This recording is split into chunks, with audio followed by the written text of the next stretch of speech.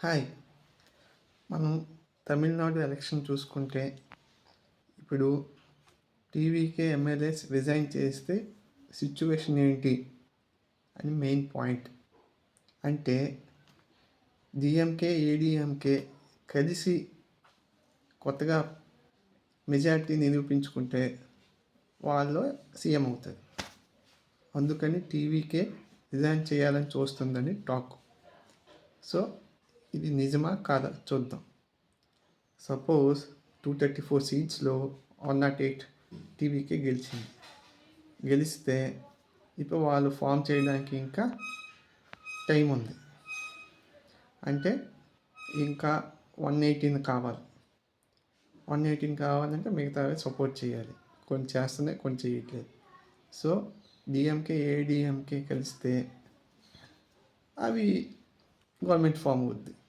So ఇప్పుడు ఏమిటంటే ఇప్పుడు వాళ్ళు ఫామ్ చేస్తే టీవీకే రిజైన్ చేస్తే 108 కదా, 234లో 108 అంటే 126 ఉంటుంది. 126లోన వాళ్ళకి 64 రావాలి. అంటే అది ఈజీ అయిపోతుంది వాళ్ళకి, ఏదో పార్టీకి ఈజీ అయిపోద్ది. మెయిన్గా డిఎంకే ఈజీగా అవుద్ది. 59 ఉంది కాబట్టి ఇంకో 6, 7 అయితే 64 వచ్చేస్తుంది.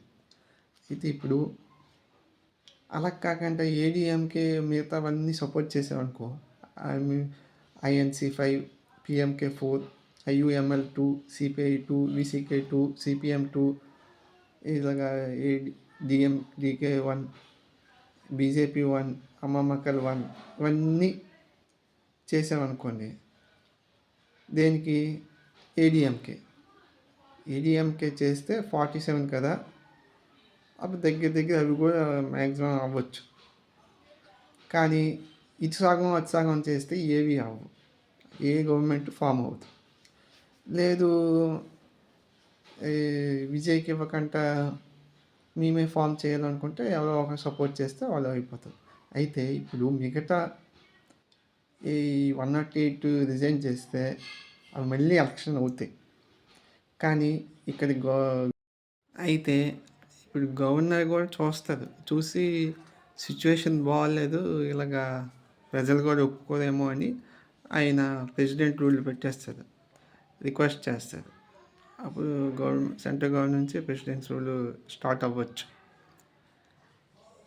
అయితే ఛాన్సెస్ ఉన్నాయి. ఈ 108 రిజైన్ చేస్తే వీళ్ళు ఫామ్ చేయడానికి ఛాన్సెస్ ఉన్నాయి, లేవని చెప్పలేం. అలాగని ప్రజలు వ్యతిరేకిస్తే మళ్ళీ ఎలక్షన్ జరగవచ్చు, బై ఎలక్షన్ జరగవచ్చు. సరే ఇప్పుడు మనం ఏవన్నీ చెప్పలేం.